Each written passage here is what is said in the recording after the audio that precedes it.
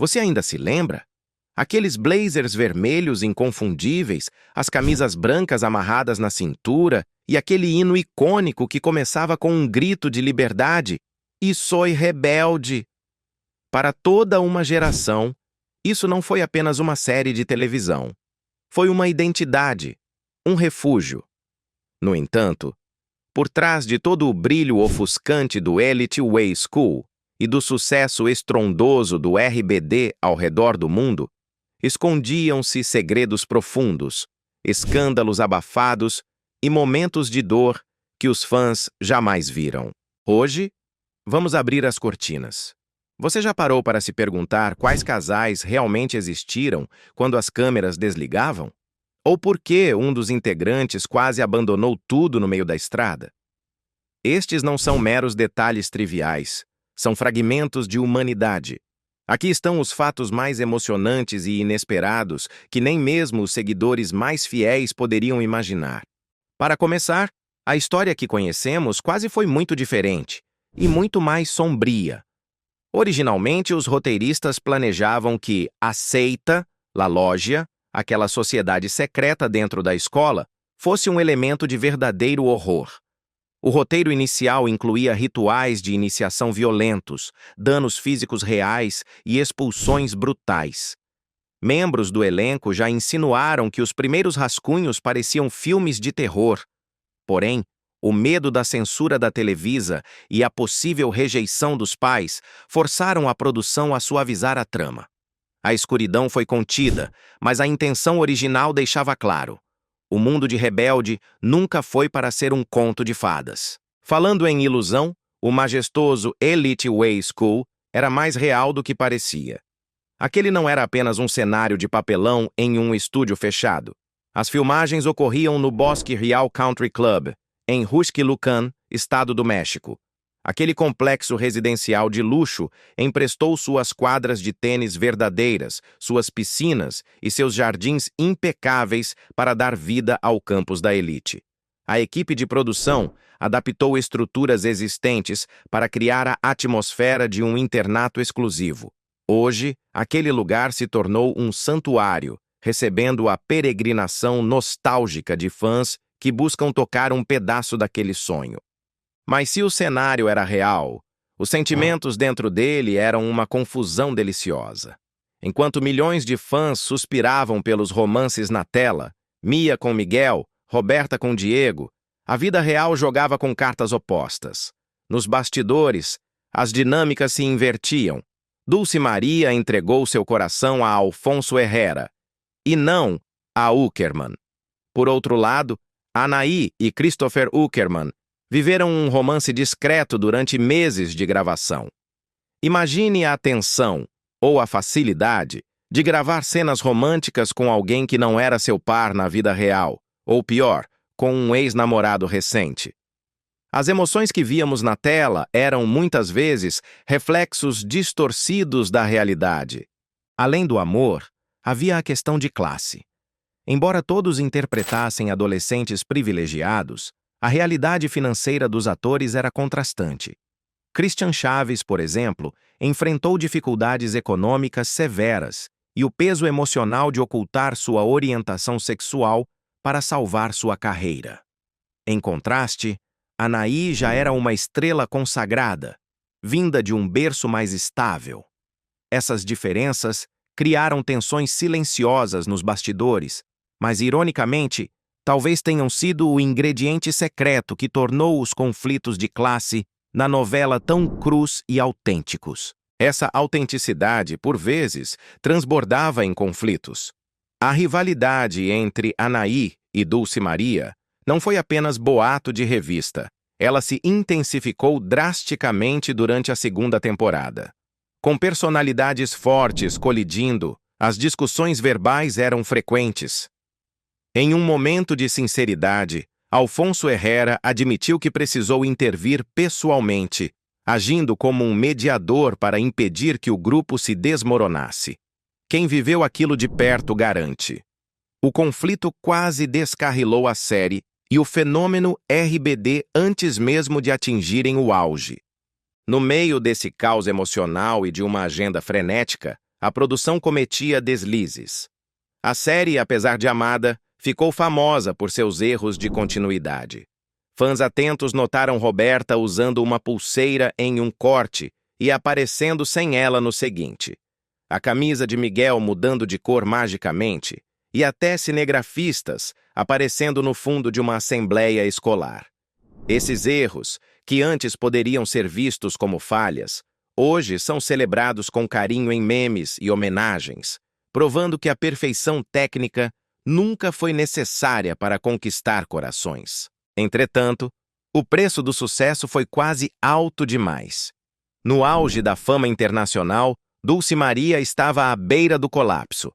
Esmagada por turnês intermináveis e pressão midiática, ela confessou em 2019 que chegou a escrever uma carta de demissão.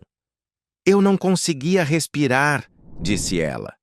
A produção, desesperada, prometeu a ela mais voz criativa, o que a convenceu a ficar. Foi por muito pouco que a história do grupo não terminou ali, interrompida pela exaustão humana. Enquanto uns queriam sair, outros lutavam para entrar. Angélique Boyer, hoje uma rainha das telenovelas, quase perdeu o papel de Vico. O motivo? Sua origem francesa e seu sotaque. Os produtores duvidaram que ela se encaixaria, mas o carisma de Boyer e sua química inegável com o elenco venceram o preconceito. Rebelde foi a plataforma que lançou sua estrela, provando que o talento pode superar fronteiras. Por fim, o segredo mais doloroso de todos. Durante a segunda temporada, a realidade bateu de forma brutal. Anaí, em sua longa e pública batalha contra a anorexia, sofreu um episódio grave de saúde. Ela desmaiou no set, paralisando as gravações por dias. O elenco e a equipe se uniram para apoiá-la, mas aquele incidente foi mais do que um susto. Foi um grito de alerta que abriu um debate necessário em todo o México sobre os transtornos alimentares e a pressão cruel da indústria do entretenimento. Rebelde foi muito mais que uma novela. Foi uma prova de fogo, amor, dor e sobrevivência para todos os envolvidos. Se na tela Rebelde era uma celebração da juventude, fora dela, a série desencadeou uma verdadeira guerra cultural e emocional. O impacto foi tão avassalador que transbordou os limites da ficção, gerando reações que foram da censura escolar a colapsos nervosos no set de filmagem. A febre do RBD não parou nas músicas. Ela invadiu as salas de aula. Escolas particulares no México e na Colômbia entraram em pânico com a moda ditada pela série. Camisas amarradas na cintura e saias curtas foram estritamente proibidas. As instituições alegavam que o visual era provocativo demais e desviava o foco dos estudos. Mas a resistência não veio apenas dos diretores, veio também dos altares. Setores conservadores e líderes religiosos acusaram a novela de promover a promiscuidade e a anarquia. Houve até uma diocese que emitiu uma carta oficial alertando os pais para que proibissem seus filhos de assistir ao programa. Ser rebelde não era apenas um slogan, tornou-se um ato de desafio real. Enquanto o público debatia a moralidade, o elenco enfrentava seus próprios demônios estéticos. Estefania Villarreal, a inesquecível Celina Ferrer, viveu sob um microscópio cruel. Seu peso foi alvo de escrutínio público constante. Anos depois, ao aparecer transformada, ela teve que enfrentar novas críticas sobre padrões de beleza tóxicos. Com uma sabedoria dolorosa, ela esclareceu: "A mudança foi pela minha saúde, não pela imagem. Eu estava cansada de ser vista apenas como um número na balança." Do outro lado, Anaí enfrentava uma batalha técnica com sua própria imagem. O loiro platinado de Mia Colucci exigia tantas descolorações que manter a continuidade da cor virou um pesadelo logístico. Como as cenas eram gravadas fora de ordem, o cabelo de Mia mudava de tom constantemente. Um detalhe que enlouquecia os editores, mas que os fãs perdoavam. A pressão não era apenas estética, era artística. Alfonso Poncho Herrera travava uma guerra silenciosa. Ele nunca se sentiu confortável como cantor e detestava o playback. Em protesto, durante alguns shows ao vivo, ele propositalmente dançava fora de sincronia ou movia a boca errado, gritando em silêncio que se sentia um rockstar falso.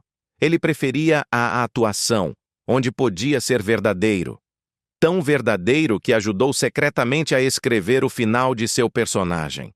Foi ideia dele que a perda de memória de Miguel fosse curada no palco, através da música.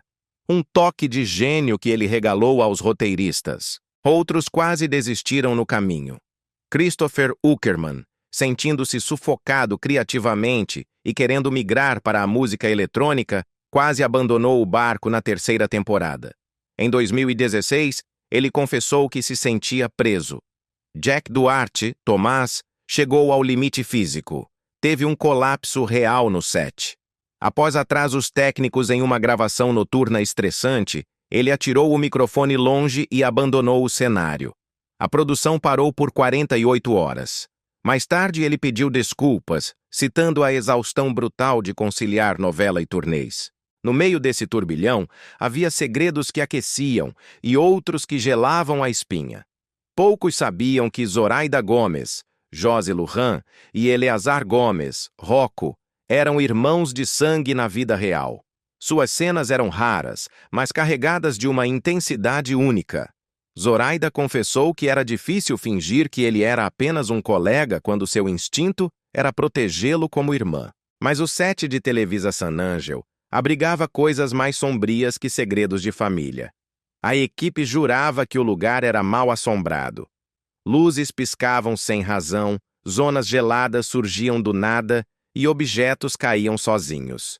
Dulce Maria contou, assustada, que um espelho no camarim estourou espontaneamente na sua frente.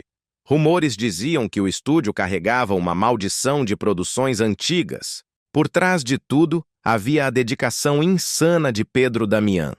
O produtor executivo vivia pela série, a ponto de dormir em um sofá dentro do estúdio durante as maratonas de gravação, trabalhando 20 horas por dia.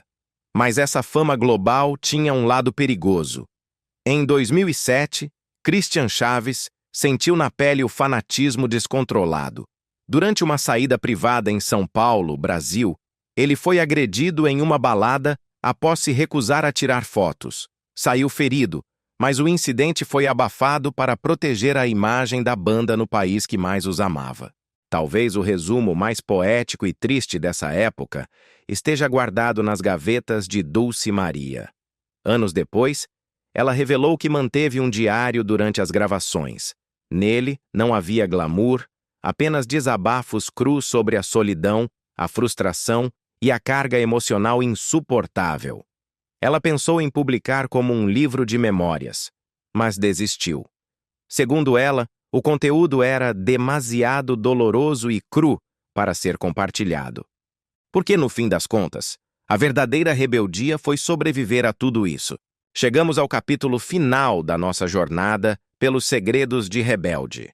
Se os bastidores eram assombrados e tensos, as decisões criativas e o impacto social da novela foram ainda mais surpreendentes.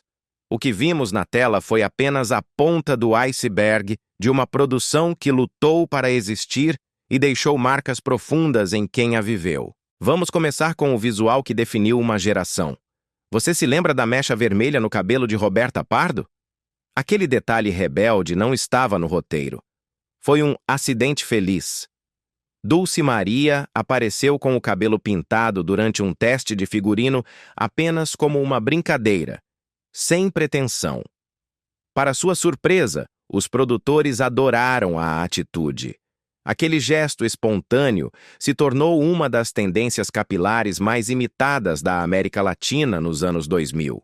Por outro lado, o cabelo de Mia Colucci sofria com a magia da edição. Em várias cenas, o tom do loiro de Anaí mudava drasticamente dentro do mesmo episódio. Um erro técnico, claro, mas que hoje os fãs transformaram em memes carinhosos, provando que o amor pelo RBD perdoa até as falhas da continuidade. Mas a história poderia ter tido um desfecho muito mais cruel. Os roteiristas originais planejavam um final sombrio para a novela. A banda se dissolveria definitivamente e os personagens sairiam do Elite Way School em desgraça, separados e derrotados. Foi a pressão dos executivos da Televisa, de olho no coração dos fãs, que exigiu um final otimista, com reconciliações e shows emocionantes. O roteiro original daquele final triste nunca foi publicado, permanecendo como um fantasma do que poderia ter sido. Essa construção lenta também se aplicou à relação mais importante da trama, Mia e Roberta. Apesar de serem os pilares da história, elas não trocaram um abraço verdadeiro até quase o final da terceira temporada. Não foi descuido. Foi uma decisão deliberada para mostrar que a amizade e o respeito não nascem da noite para o dia. Aquele abraço tardio foi um dos momentos mais satisfatórios e honestos de toda a série. Fora das telas, a novela virou alvo político. Em 2006, a situação escalou a tal ponto que um senador mexicano usou seu tempo no Congresso para atacar publicamente a produção. Ele afirmava que Rebelde glorificava a desobediência e destruía os valores acadêmicos. O elenco nunca respondeu, mas os fãs vestiram a crítica como uma medalha de honra. O que esse senador não sabia é que a série quase não sobreviveu para ser criticada. A primeira temporada foi tão cara que, apesar da boa audiência, os executivos pensaram em cancelar tudo. O que salvou Rebelde? A música. O sucesso explosivo do grupo RBD e as vendas absurdas de discos justificaram o custo da produção. A música não foi apenas a trilha sonora, foi o bote salva-vidas que manteve a história viva. Enquanto o mundo os via como ícones, nos bastidores eles ainda eram crianças. Como muitos eram menores de idade, a lei exigia que tivessem tutores no set. A ironia era palpável. Dulce Maria conta rindo que eles gravavam cenas intensas de expulsão e gritaria, e minutos depois, corriam para uma tenda atrás do cenário para resolver problemas de álgebra. E então, tudo acabou. A separação do RBD em 2008 não trouxe apenas saudade, trouxe um vazio existencial. Vários atores admitiram que precisaram de terapia para lidar com a depressão pós-fama. Christian Chaves fez uma confissão de partir o coração. Ele disse que não sabia quem era sem o personagem Giovanni. Maite Perrone, em 2022, revelou que a terapia foi essencial para processar o luto de uma era que definiu sua juventude. E aí está. 30 fatos fascinantes, emocionais e impactantes sobre o fenômeno que mudou nossas vidas. Seja você alguém que cresceu cantando Salva-me no quarto trancado ou alguém que acabou de descobrir essa magia por nostalgia, uma coisa é certa. Rebelde não foi apenas uma novela, foi um movimento cultural. Agora é a sua vez. Qual desses segredos mais te surpreendeu? E a pergunta é eterna. Você era Team Mia ou Team Roberta? Deixe seu comentário abaixo. Compartilhe essa história com aquele amigo que usava a gravata vermelha e não esqueça. E só Rebelde. E você diz R.